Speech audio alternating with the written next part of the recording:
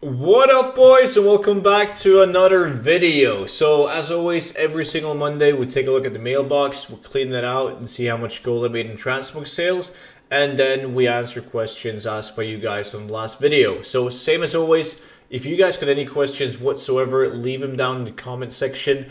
And if you see a question that you would like me to answer, make sure to upvote it so I can see that there's a lot of people wondering about the same thing. Before we go over the questions, we're going to go through the mailbox. And this week we've sold 241 transmog pieces. And in the first 50 auctions, 97,000 gold. We're going to do like always. I'm going to mention the item if it's sold for like something specific, if it's sold for way less than usual, way more, or like big sales in general. So right off the bat, I see that I sold a glove reinforcement for 16,000 gold. I think this one requires like 3 primal earth and 3 or 4 heavy not tight leather. Like the mats are extremely cheap and it's over 16k. They don't sell often though, they don't sell fast. But besides from that, there's one in 25, 26,000 gold. This is a weapon from RFD. And besides from that, it's just a bunch of low value transmog, like both farmed and crafted transmog. So nothing really interesting. If I do average like 100,000 gold like this one per 50 auctions, we're going to get the 500,000 gold that I do want to get weekly on my transmog tune. Keep in mind though, as I say, oh, it's about to refresh. You refreshed itself. Let's see if there's anything of interest.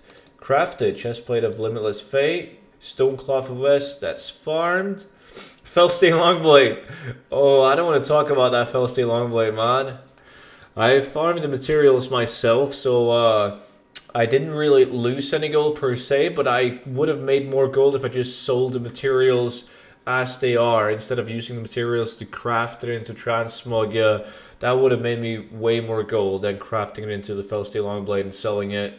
That's just how bad the prices are on crafted transmog, especially on my realm.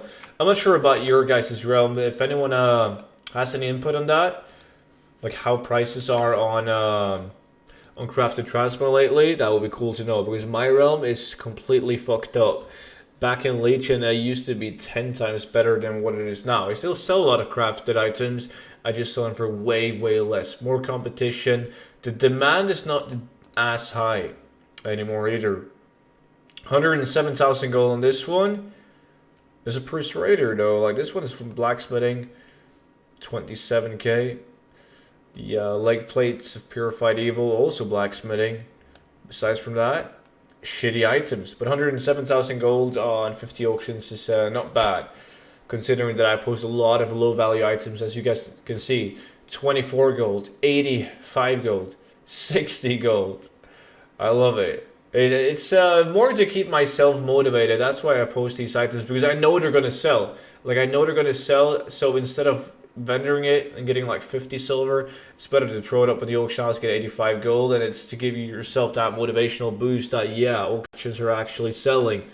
So that's the only reason. That small sums, they add up and turn out to be a decent amount of gold. So let's see, how much have we made so far? If the game would load. 291,000 gold. And actually over 100,000 gold in this clean out too. 10k for Icy Scale, 11k. This one is, ooh, a lot of farmed transmog from Island of Thunder. Like this one, Forgotten, Island of Thunder. This one, Island of Thunder. All of these time-worn pieces, Island of Thunder. And footpads, crafted. But 120,000 gold in that one. That's not bad at all. That means that we're going to be at like 400k, right? And we still have like 50 auctions left, roughly. Yeah, we might get to 500k this week.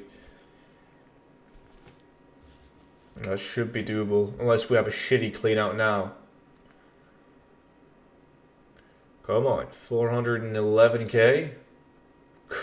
Please be something good.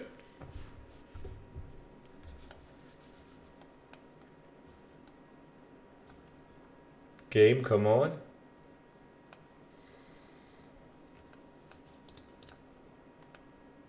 Yeah, boy.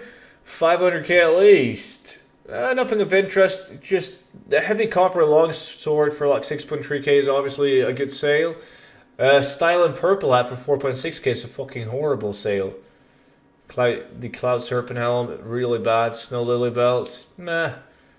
18k. Lunar Eclipse robe. The Shield Spikes, 7.8k. These the strange items, man. And I sold another pair of glove reinforcement, this time for 2k. But the most important part, we did break the 500k mark this week. So considering the fact that I don't do reposts, well, undercut scans, making 500,000 gold on transmog in a week is really, really good. I'm really happy with that. And on top of the that's just on top of like the material and battle pet gold that I make on this realm. So I'm super happy with that. 8 auctions left. You never know. Might have been a big item.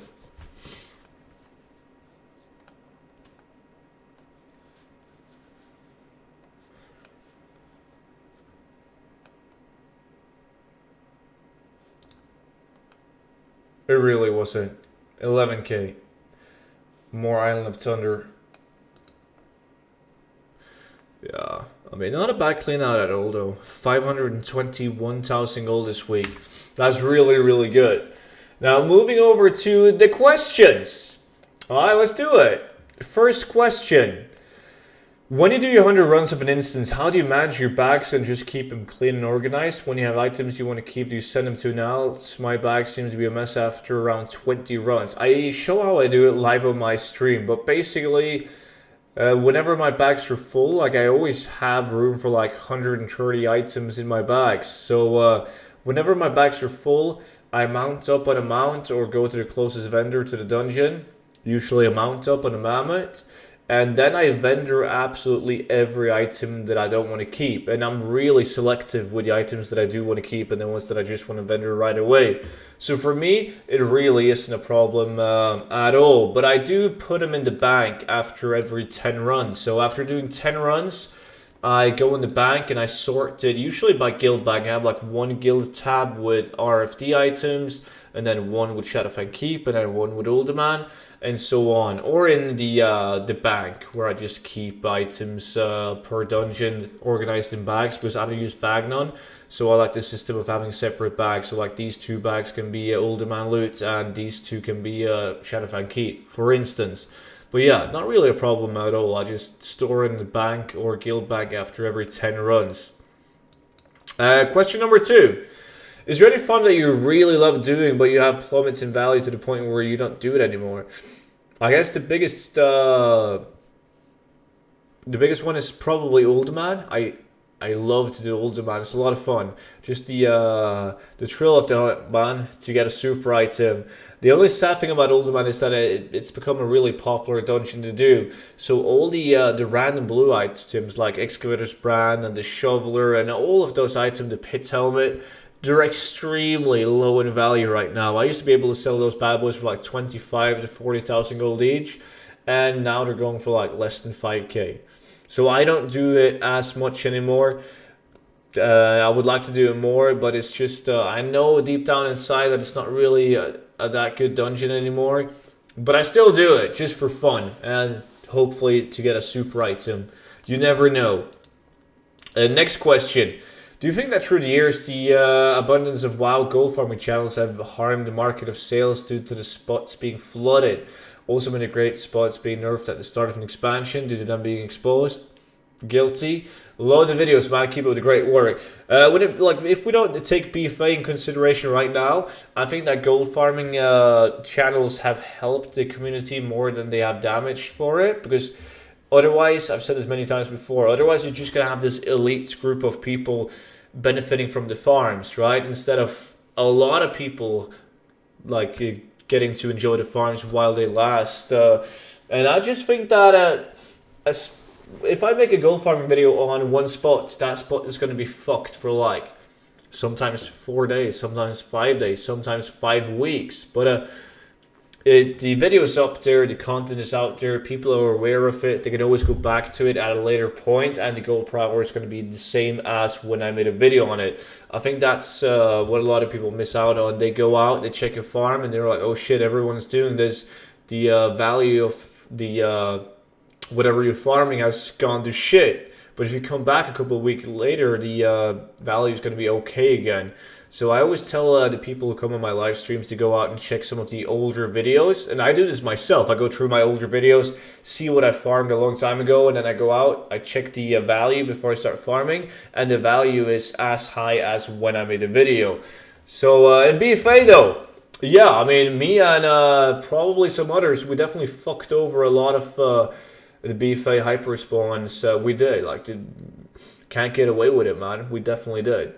Because we made I really doubt that Blizzard watches my videos, but I think that when I make a video and everyone starts doing it, like, it rings a bell. They're like, okay, why is there 50,000 people out in Nasmir killing this one mob, right? Some people told me they use like heat maps to see what people are doing. I'm not sure if that's true though. But yeah, like indirectly, maybe even sometimes directly, my fault that a lot of BFA farms got nerfed. But on the other hand, if I don't make a video on it, there's going to be like 20 people doing that one insane hyperspawn farm. So the option is, option number B is for me to make a video on it, and then like 20,000, 10,000 people can do it for like a week until it gets nerfed. And yeah, it's just, you win some, you lose some, man. You can't please them all. So number 4. Have you considered doing a series for gold farming on a fresh level 1 toon? I would think others would enjoy watching that as much as I would. Be well.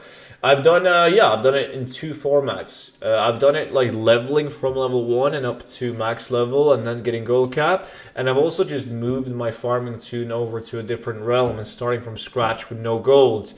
And I don't really, I'm going to do a series soon where I start with nothing and probably go to gold cap. I'm not sure about the format. So the problem with leveling from level 1 is that I wouldn't do any gold farming from level 1 to 110. I would just level as fast as I can. And people don't want to see me level as fast as I can without making any gold. There's nothing interesting about it. So I actually think that moving my farming toon, one of my farming toons, over to a realm that I haven't played on, that I don't have any auctions on, and starting from scratch, might be just as interesting as leveling from level 1. Let me know what you guys think about that, by the way, in the comment section. And the last question. You get all the items, or do you buy them cheap and then sell the items? I never buy auctions, I only farm them. The only, I guess sometimes if I have like a specific transmog piece and I want to post it on the auction house, and someone really fucked up by posting it extremely low, instead of like undercutting that guy, I might buy out his auctions and kind of like reset the price. But no, I don't snipe for items and get auctions that way. I strictly farm.